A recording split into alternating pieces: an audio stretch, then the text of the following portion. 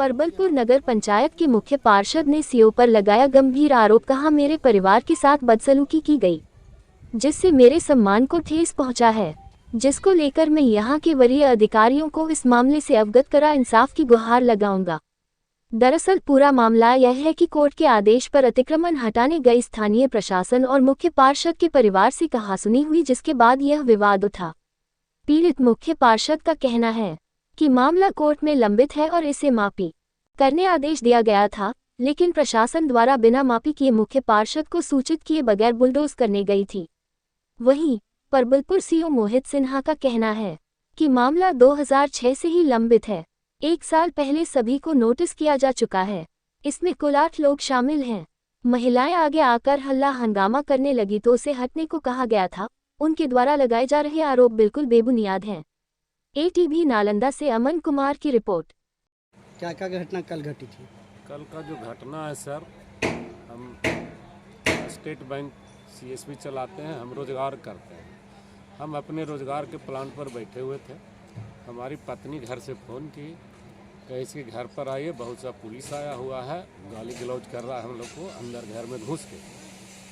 हमने गया तो ऐसी बात है तो चलते हैं। जब हम अंदर गए तो देखे सीओ साहब खुद गाली गलौज कर रहे हैं। उसके बाद जब हम बोले कि आप इस ढंग का बिहेव क्यों करते हैं, आप सीओ हैं, आप समझदार आदमी हैं, आप ढंग से बात कीजिए, आप जनता के लिए सेवक लिए हैं।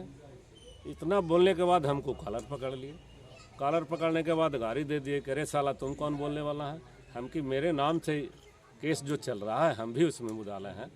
ऐसी बात नहीं है कि हम नहीं हैं। आप जब नोटिस हमको नहीं दिए तो फिर मेरे घर के अंदर आप क्यों घुसे? सारे लोग जिसको जिसको नोटिस दिए आप उसके यहाँ जाइए, लेकिन मेरे यहाँ घर में घुसकर आपने गाली गलौज किया। ये तो बहुत गलत बात है भाई, ऐसा नहीं होना चाहिए। कभी नोटिस आपको मिला था क्या? बहुत पहले मिला था। आज के कल के डेट में हमारे पास नोटिस नहीं मिला। जब हल्ला हंगामा हुआ तब अपने सीओ कहे कि हम आपका घर ढाने नहीं आए हैं, हम नापी करने के लिए आए हैं। तो जब आप नापी करने के लिए आए हैं तो घर में औरत को गाली गलौज क्यों किए? कह रहे मादर तो सामान हटावो, तुम लोग को पहले पता है। जेसीबी भी आया हुआ था? जेसीबी आया हुआ था, फोर्स आया हुआ था, लेडीज फोर्स था, सारे लोग थे। बड़ा बाबू के सामने हमको गाली दिया है। बड़ा बाबू कुछ नहीं बोल सकते। अतिक्रमण की बात आ रही थी, इसमें क्या? अतिक्रमण की बात है। एक विपक्षी है जो कि हमारे ऊपर कम से कम 10 वर्षों से लगा हुआ है इस घर को ढहाने के लिए। मेरा एक उसी प्लॉट में एक एयरटेल का टावर है जो कि 2006 में लगा है।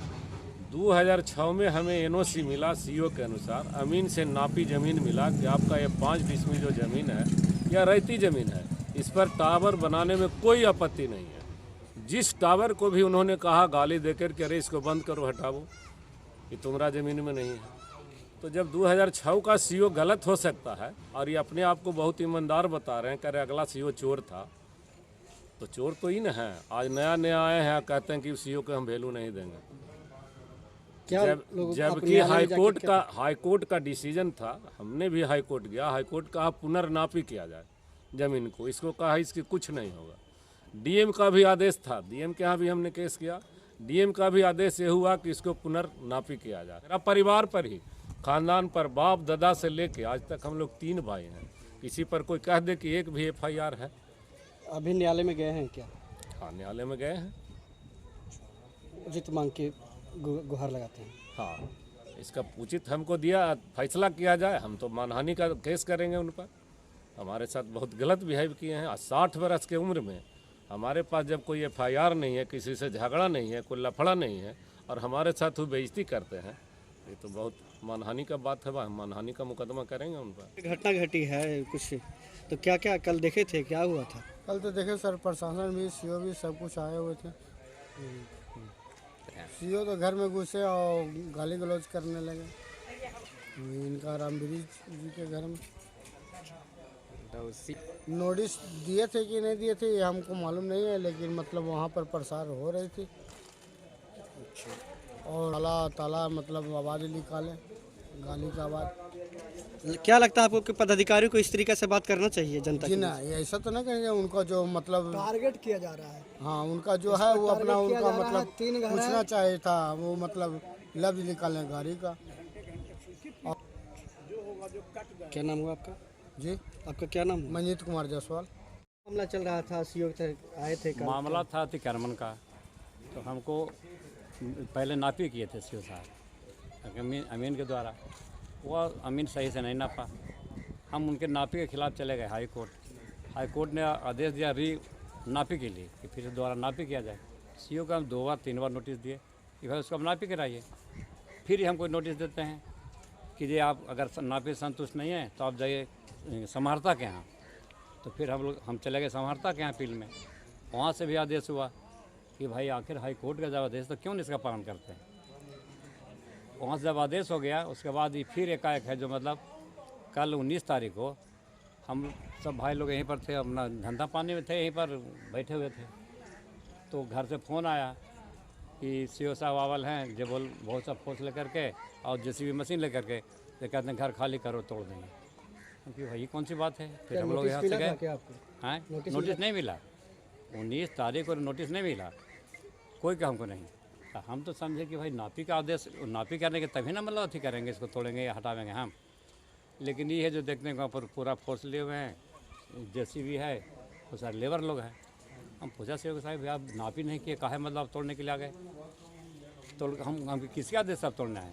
तो कहे कि हम अपने आदेश तोड़े हैं। कि भाई तो जब कोर्ट का ऑर्डर है नापी का तो नापी काहे नहीं कर रहे हैं। तो ठीक है जब हम अभी नापी करेंगे। हम अभी नापी कीजिएगा आप हमको सूचना नहीं दिए कि हाँ भाई नापी हम करने आ रहे हैं, तो आप अपना वहाँ पर रहिएगा स्थल पर। हम लोग तो अपना धंधा बिजनेस में लगल थे। फिर है जो पूरा जब अथी बात बढ़ गई, हम दोनों मतलब अथी कर लगे। तो हम कहा कि भाई जब तक नापी नहीं गए तो कैसे तोड़ देगा। 54 डिसमिल का ही प्लट है, 54 डिसमिल निकालिए इसमें से, हम खुद हटा लेंगे। हम लोग कानून का खुद पालन करते हैं। आप चिन्हित कीजिएगा, उसको हम हटा कर तुरंत हम अपने अलग करते हैं। आपको जेसीबी लाने की जरूरत नहीं है। हम लोग कानून सम्मत काम करते हैं और उसमें भी हम मतलब यहाँ का मुख्य पार्षद हैं और हम ही गलत करेंगे। लेकिन तभी मतलब पूरा है जब हमारे परिवार से वो लोग उलझ गए। किस समय अतिक्रमण करने गया, क्या मामला वहाँ हुआ? वहाँ कुछ मामला चल रही है, आरोप प्रत्यारोप लगाया जा रहा आप है। भी आरोप लगाया गया है। वो तो अतिक्रमण हाईकोर्ट का ऑर्डर है इसमें हटाने का। तो इसमें कुछ लोग 8 लोग हैं। इन लोगों को पहले से ही 2006 से ही ऑलरेडी केस चल रहा था। बीच में कोर्ट में भी चला, टाइटल सूट भी चला, वहाँ से भी खारिज हो गया, हाई कोर्ट से भी डिसीजन हो गया। उसमें हटना है अतिक्रमण और उसमें हटा के रिपोर्ट करना है। आरोप लगा रहे हैं सर कि नोटिस नहीं दिए हैं, उसके बाद नोटिस तो पिछले साल से ही जा रहा है, अभी कैसे नहीं दिया गया। कल वैसे उन लोग को मार्किंग करा दिया गया है। अब फिर उन लोग पे 107 का कार्रवाई किया गया है और उसमें हटाया जाएगा। ये आज से थोड़ी केस चल रहा है, बहुत पुराना केस चल रहा है। आगे क्या कार्रवाई की जाएगी? अभी 107 का कार्रवाई हो गया है और उसमें जो है अगले तिथि को हटाया जाएगा। कल उसमें मार्किंग कराया गया है। मुख्य पार्षद जो रणबीर जी हैं प्रसाद, वो आप पे आरोप लगाए हैं कि अवैध व्यवहार करने का प्रयास किए हैं। तो हम लोग तो अपना ड्यूटी करने गए थे और उसमें उन लोग महिला लोग आ गई और उन लोग नापी करने से भी रोकने लगे, ये सब करने लगे। बोल रहे हैं कि लेडीज पुलिस भी नहीं लेके आए थे। जेसीबी लेके चल गए थे सीधा, एक बार नोटिस नहीं किया गया है। नोटिस सबको किया गया है, नहीं किसी किया गया। उसका कितने बार वो जवाब भी दिए हैं। टोटल कितने लोग हैं जिसके अतिक्रमण घटाने का किया गया है? अभी 8 लोग हैं, बचे हुए 8 लोग हैं। कौन कौन लोग हैं कुछ? इसमें अब 8 लोग का है कुल। एक तो इनका राजेश प्रसाद का ही 2 हैं और एक रामनंदन प्रसाद हैं और भी 1-2 लोग हैं। एक आशा देवी है। जो मुख्य पार्षद हैं वो कह रहे हैं कि ठीक है, अगर मेरा ज़मीन गरमाजरुआ है तो हमको दे दिया जाए एनओसी, हम कुछ भवन बना देंगे। तो पहले हटेगा तब ना कुछ एनओसी हो जाएगा। पहले एनओसी कैसे हो जाएगा? जब तक ज़मीन पर अतिक्रमण हटेगा उसके बाद ही कुछ हो सकता है।